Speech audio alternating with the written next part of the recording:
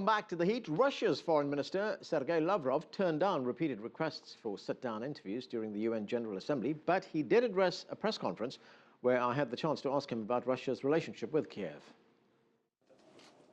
Minister, President Putin is threatening, according to the Financial Times, appropriate and immediate retaliatory measures against Ukraine if the pact with the European Union is not renegotiated or reopened, as it put it. What are those measures that you're considering? And the other part of my question is, does Russia consider the current government in Kiev to be a legitimate government? Мы ведем разговоры с избранным президентом. We maintain negotiations with a legitimately elected president of Ukraine, Petro Poroshenko. We maintain regular contacts at the level of ministers of economy, trade, energy, and other agencies.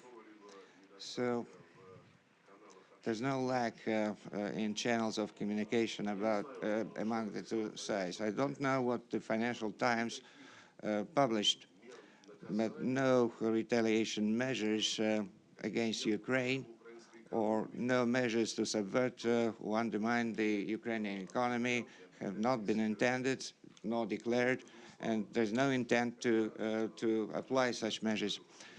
Let me emphasize that then Ukraine was preparing to sign the association agreement with the EU.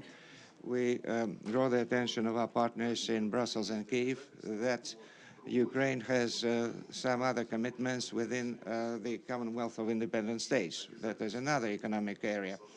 And the commitments on the free trade area that Ukraine was going to undertake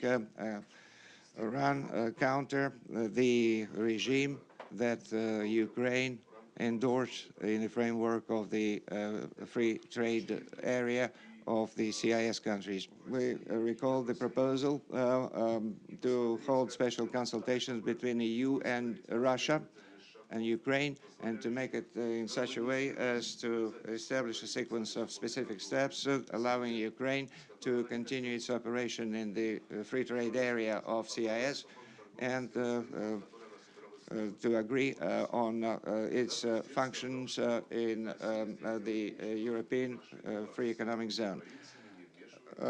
EU stated that Russia should not interfere and rejected the proposal to hold such consultations. But now we have started such consultations, and Brussels showed its interests. Moreover, they agreed to postpone to start application of the articles of association agreement, which affect the CIS free trade area agreements until the end of 2015. As to Russia's response, retaliatory measures, we never say that we'll punish anyone. But if Ukraine joins the free trade area with the EU in its full scope,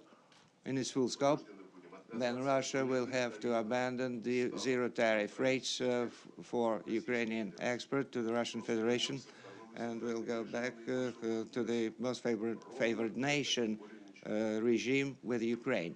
Nothing more than that.